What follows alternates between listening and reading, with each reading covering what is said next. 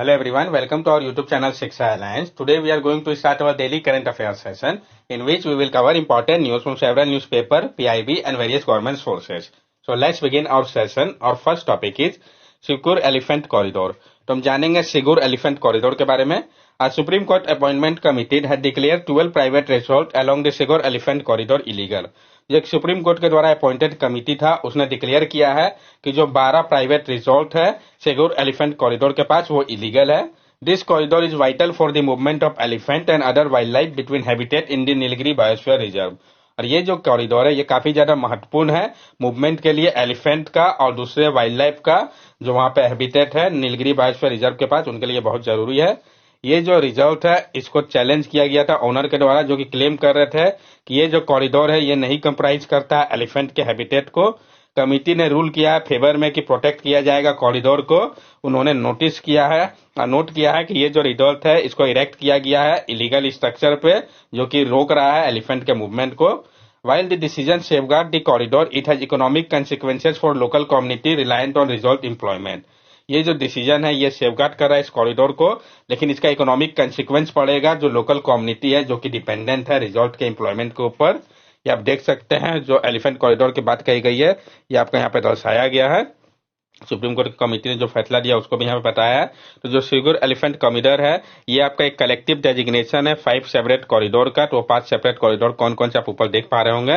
ये जो आपका मोयार से औराला तक है, मचिनकुरी से सिंगारा, सिंगारा से बोकापुरम और कलहाटी से सेगुर एंड मवालवाट से केमानाथम तक. ये टोटल मिल के जो आपका 23.5 किलोमीटर का लेंथ हो जाता है और 1.5 किलोमीटर का इसका चौड़ाई है. ये जो है पहला कॉरिडोर है जिसको नोटिफाई किया गया था कंट्री में. नेक्स्ट टॉपिक है हमारा टोंगा. हम जानेंगे टोंगा के बारे में. In 2023 record high temperature have been observed globally. Scientists attribute that it is unusual heat to various factors including an underwater volcanic eruption of Hunga Tonga Hunga Hapai in the South Pacific in January 2022. जनवरी 2023 के दौरान बहुत ज्यादा high temperature देखा गया है पूरे विश्व में ही. साइंटिस्ट का मानना है कि ये जो अनयूजुअल हीट है ये बहुत सारे फैक्टर के कारण हुआ है जिसमें कि जो आपका अंडर वाटर वॉल्केनिक इरप्शन हुआ था टोंगा में जो कि आपका हुंगा टोंगा हुंगा हपाई साउथ पैसिफिक रीजन में पड़ता है कब जनवरी 2022 में उसका भी प्रभाव है. While most volcanic eruptions typically cool the planet due to sun diminishing particle, this eruption released a significant amount of water vapor and sulfur dioxide into the stratosphere, a natural greenhouse gas that trap heat. लेकिन ज्यादातर volcanic eruption क्या होता है ये typically cool करता है planet को क्योंकि इसका जो सन डिमिंग पार्टिकल्स होता है इस कारण.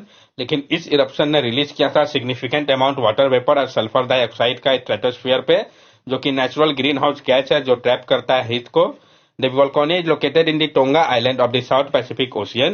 It is part of Tonga Kemeltic Island volcanic arc formed due to the subduction of the Pacific Plate under the Indo-Australian Plate. और ये जो वोल्केनो है ये आपका लोकेटेड है टोंगा आइलैंड में साउथ पैसिफिक ओशियन के. ये पार्ट है आपका टोंगा केमेटिक आइलैंड वोल्केनिक आर्क का जो कि बना था सबडक्शन के कारण पैसिफिक प्लेट का इंडो ऑस्ट्रेलियन प्लेट के अंदर. Tonga is a Polynesian kingdom of more than 170 South Pacific islands, many uninhabited, most lying in white beaches and coral reef and covered with tropical rainforest. और जो टोंगा है आपका ये आपका Polynesian kingdom है जहां पे more than 170 south Pacific island है. ज्यादातर अनइनहेबिटेड है मतलब वहां कोई नहीं रहता है ज्यादातर आइलैंड पे. ये जो है लाइन करता है व्हाइट बीचेस और कोरल रिफ्स और ये कवर्ड है ट्रॉपिकल रेन फॉरेस्ट से. ये जो आपका एरिया है यहाँ पे आप देख सकते हैं जो लोकेशन की बात कही गई है ये आपका हुंगा टोंगा हुंगा हपाई वोल्केनो को दर्शाया गया है. ये आपका पैसिफिक ओशियन हो गया. उसका जो जो इंपॉर्टेंट यहाँ पे वो सब आपको यहाँ पे दर्शाया गया है. जो आर्क की बात कही गई थी वोल्केनिक आर्क की वो भी आप यहाँ पे देख पा रहे होंगे. नेक्स्ट टॉपिक है हमारा 3 Hoysalas temple declare UNESCO world heritage site. जो 3 होयसालास टेम्पल है उसको डिक्लेयर किया गया है यूनेस्को वर्ल्ड हेरिटेज साइट के रूप में. ये टेम्पल कहाँ पे ये इंपॉर्टेंट हो जाता है तो यहाँ पे हम लोगों ने टेम्पल का लोकेशन और उसके कुछ फीचर्स को डिस्कस कर रखा है. जो होयसला टेम्पल है जिसको डिक्लेयर किया गया है यूनेस्को वर्ल्ड हेरिटेज साइट के रूप में. तो 3 होयसला टेम्पल है कहाँ के कर्नाटका के जिसको डिक्लेयर किया गया है यूनेस्को वर्ल्ड हेरिटेज साइट के रूप में. ये तीनों टेम्पल जो है इसको प्रोटेक्ट किया गया है आर्कियोलॉजिकल सर्वे ऑफ इंडिया के द्वारा. इसका नॉमिनेशन जो था वो इंटर किया था सेक्रेड असेंबलीज ऑफ होयसालास के रूप में. ये जो है यूनेस्को के टेंटेटिव लिस्ट में 2014 से ही है. तो जो पहला टेम्पल है आपका वो चिनाकेश्वरा टेम्पल है, बेलूर हसन कर्नाटका का। ये जो है आपका 1117 एडी के समय पर इसको कंस्ट्रक्ट कराया गया था। जो पीरियड था वो आपका किंग विष्णुवर्धन का था। अगर डीटी की हम बात करें तो लॉर्ड विष्णु यहाँ पे है, जिनको कि चिनाकेश्वरा के नाम से यहाँ पे जाना जाता है। रिचली स्कल्पचर एक्सटीरियर जो है ये दर्शाता है कि जो सीन है विष्णु के लाइफ, एपिक और कुछ रिप्रेजेंटेशन है यहाँ पे शिवा का। चेना का मतलब ब्यूटीफुल होता है और केशवा का मतलब विष्णु होता है।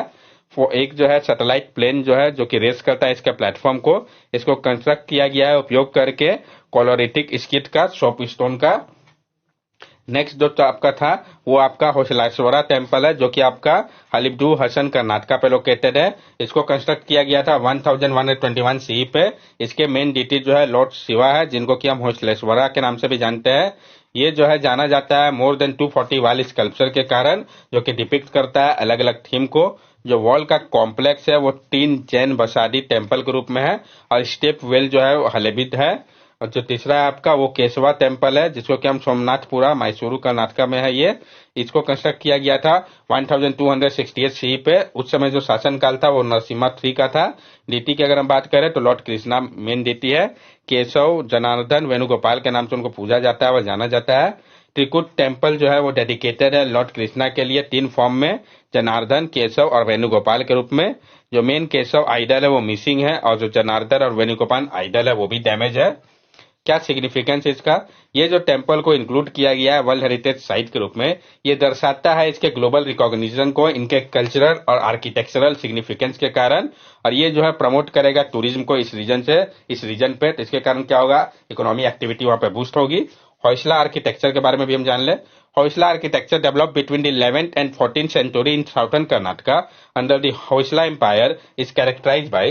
जो आपका होयसला आर्किटेक्चर है जिसको डेवलप किया गया था 11th से 14th सेंचुरी के दौरान साउथर्न कर्नाटका पे होयसला एम्पायर के नेतृत्व में, इसको कैरेक्टराइज किया गया है कि इसमें एक यूनिक स्टाइल था जो कि मिला हुआ था एलिमेंट इसमें देखा जा सकता था द्रविड़ा और नगारा आर्किटेक्चर का।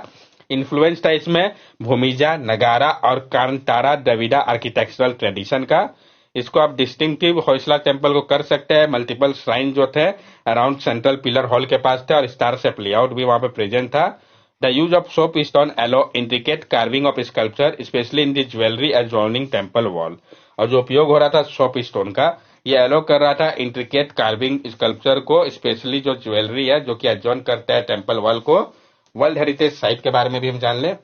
World heritage site is an area और object listed on the UNESCO world heritage list recognized for its outstanding universal value under the Convention Concerning the Protection of World Cultural and Natural Heritage 1972। जो world heritage site है ये आपका एक area या object है जिसको list किया गया है यूनेस्को वर्ल्ड हेरिटेज लिस्ट में। इसको रिकॉग्नाइज किया गया है इसके आउटस्टैंडिंग यूनिवर्सल वैल्यू के कारण, जो कि convention concerning protection of world culture and natural heritage 1972 के अंदर है। This set categorized into 3 types: cultural, natural and mixed, are internationally acknowledged for their cultural, natural और combined significance। और ये जो साइट है इसको कैटेगराइज किया गया है 3 टाइप में, कल्चरल, नेचुरल और मिक्स के रूप में। और ये जो है इंटरनेशनली इसको एक्नोलेज किया जाता है उनके कल्चरल, नेचुरल और कॉम्बाइंड इन सिग्निफिकेंस के कारण। 2023 में 42 वर्ल्ड हेरिटेज साइट जो कि लोकेटेड है इंडिया में अभी प्रेजेंटली, जिसमें 34 जो है वो कल्चरल, 7 नेचुरल और एक जो है कांगेनचनगोंडा नेशनल पार्क, ये मिक्स टाइप का है। तो मिक्स टाइप का कौन सा, ये इंपॉर्टेंट है। इंडिया जो है वो 6 लार्जेस्ट नंबर ऑफ साइट है इंडिया के पास वर्ल्ड में, अगर हम बात करें तो यूनेस्को वर्ल्ड हेरिटेज साइट के रूप में। तो नेक्स्ट टॉपिक हमारा वर्ल्ड ओजोन डे। पीआईबी के मुझे इंपॉर्टेंट हो जाता है, जानेंगे हम इसके बारे में। तो recently Ministry of Environment, Forest and Climate Change celebrated the 29th World Ozone Day, commemorating the signing of Montreal Protocol in 1987, which aimed to phase out ozone depleting substance। अभी हाल ही में ministry of environment, forest and climate change ने celebrate किया था 29th world ozone day को, जो कि कॉमोरेट कर रहा था जो साइन किया गया था मॉन्ट्रियल प्रोटोकॉल को 1987 में उसको, जिसका मकसद था कि फेज आउट किया जाए ओजोन डिप्लीटिंग सब्सटेंस को। तो मॉन्ट्रियल प्रोटोकॉल किस चीज के लिए, ये आपको पता चल गया, इंपॉर्टेंट है, कब साइन किया गया था ये भी पता चल गया। क्या थीम था वर्ल्ड ओजोन डे 2023 का? तो Montreal protocol fixing the ozone layer and reducing climate change, ये आपका थीम है 2023 के लिए। ओजोन लेयर के बारे में हम जान ले। ओजोन लेयर और ozone shield is a region of Earth stratosphere that absorb most of the sun ultraviolet radiation.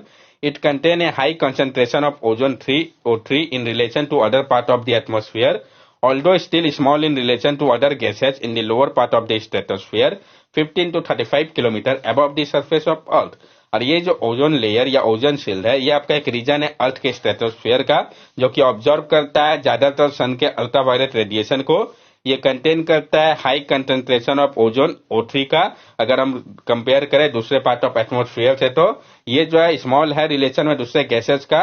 और ये जो आपका लोअर पार्ट में है स्ट्रेटोस्फीयर के, जो कि 15 से 35 किलोमीटर अबव होते हैं सरफेस ऑफ अर्थ के। यहाँ पे आप देख सकते हैं troposphere, mesosphere, stratosphere, thermosphere, exosphere सबको। और आप यहाँ पे ओजोन लेयर को भी देख सकते हैं, जो कि ट्रोपोस्फीयर और स्ट्रेटोस्फीयर के बीच में है। मॉन्ट्रियल प्रोटोकॉल और इसका जो अमेंडमेंट है, ये सक्सेसफुल हुआ है एलिमिनेट करने में 99% तक ओजोन डिप्लीटिंग सब्सटेंस को, long lived man made chemical जो कि डिस्ट्रॉय कर रहे थे प्रोटेक्टिव ओजोन लेयर को। ओजोन लेयर को प्रेडिक्ट किया गया है कि ये रिटर्न हो जाएगा 1980 में जो लेवल था वैसा ही ओवर अंटार्कटिक में 2066 तक, और 2045 तक आर्कटिक में, और 2040 तक रिमाइंडर ऑफ प्लेनेट में। मतलब कि इस समय तक सब जगह हो जाएगा। इंडिया जो है वो प्रोएक्टिव है इम्प्लीमेंटेशन को लेकर मॉन्ट्रियल प्रोटोकॉल का, और वो फेज आउट कर रहा है हार्मफुल सब्सटेंस को और अचीव कर रहा है कि रिड्यूस किया जाए इस सबको। इसके लिए जो इनिशिएटिव लिया गया है, जैसे कि India cooling action plan ICAP, ये जो है एड्रेस कर रहा है कि जो रेफ्रिजरेंट ट्रांजिशन हो, एनर्जी एफिशिएंसी और टेक्नोलॉजी एडवांसमेंट किया जाए कूलिंग सिस्टम के लिए। Kigali Agreement to the Montreal Protocol focus on reducing the production and consumption of high global warming potential HFCs, with India committed to phasing them out gradually। और जो Kigali amendment किया गया था Montreal protocol में, ये focus कर रहा है कि रिड्यूस किया जाए जो प्रोडक्शन या कंजम्पशन है high global warming potential HFCs का, और इंडिया ने कमिट किया है कि वो फेज आउट करेगा इसको भी धीरे धीरे करके। ओजोन सेल जो है वो कोलैबोरेट करता है इंडियन इंस्टीट्यूट ऑफ टेक्नोलॉजी के साथ, ताकि प्रमोट किया जा सके रिसर्च और डेवलपमेंट को लो ग्लोबल वार्मिंग पोटेंशियल केमिकल के लिए। नेक्स्ट टॉपिक है हमारा प्रलय बैलिस्टिक मिसाइल। तो हम जानेंगे जो प्रलय बैलिस्टिक मिसाइल है इसके बारे में। इंडियन डिफेंस मिनिस्ट्री ने अप्रूव कर दिया है एक्विजिशन को, जो रेजिमेंट था प्रलय बैलिस्टिक मिसाइल का, ताकि इसको डिप्लॉय किया जा सके line of actual control and line of control पे। प्रलय जो है ये आपका longest range surface to surface missile है आर्मी इन्वेंट्री का, और ये जो है की पाथ है इंडिया के रॉकेट फोर्स का, साथ ब्रह्मोस सुपरसोनिक क्रूज मिसाइल का। प्रलय के बारे में हम जान लें। प्रलय का स्ट्राइक रेंज जो है वो 150 से 500 किलोमीटर का है, और ये कैरी कर सकता है कन्वेंशनल वॉरहेड को 350 केजी से 700 केजी तक का। ये काफी ज्यादा वर्सेटाइल है, ये कैपेबल है कि इसको कैरी किया जा सकता है अलग अलग टाइप ऑफ वॉरहेड इसमें, और ये फीचर्स करता है एडवांस टेक्नोलॉजी को, ताकि काउंटर किया जा सके इंटरसेप्टर मिसाइल को भी। ये जो है अल्टर करता है अपने ट्रेजेक्ट्री को मिड फ्लाइट पर ही, जो कि इसको पावर किया गया है सॉलिड प्रोपेलेंट रॉकेट मोटर की मदद से। इसको डेवलप किया गया है defence research and development organisation DRDO के द्वारा। नेक्स्ट टॉपिक है हमारा धनुष गन। तो हम जानेंगे धनुष गन के बारे में भी। Indian Army is on track to complete the induction of 114 Dhanush artillery gun by 2026 with one regiment already operational। Indian army जो है वो ट्रैक में है कि वो कंप्लीट इंडक्शन कर लेगी 114 धनुष आर्टिलरी गन का 2026 तक, जिसका कि 1 रेजिमेंट जो है वो पहले से ही ऑपरेशनल है। Dhanush this are 155 millimetre 45 calibre towed artillery gun have a range of 36 kilometre and have demonstrated a range of 38 kilometre with specialised ammunition. ये जो आपका धनुष गन है ये 155 millimetre 45 calibre towed artillery gun है, जिसका रेंज 36 किलोमीटर का है, लेकिन डिमॉन्स्ट्रेट किया गया है कि 38 किलोमीटर तक ये जा सकता है अगर स्पेशलाइज्ड एम्यूनिशन का उपयोग किया जाए तो। ये पहला indigenously built long range artillery gun है। इसका फीचर्स क्या है?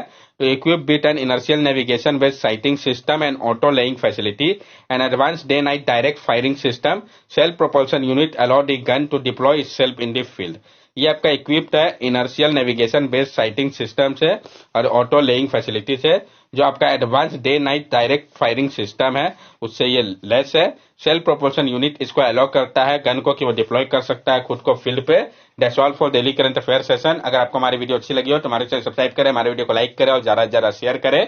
These are our social media link. From here also you can stay connected with us and give us your valuable feedback. Thank you and have a nice day.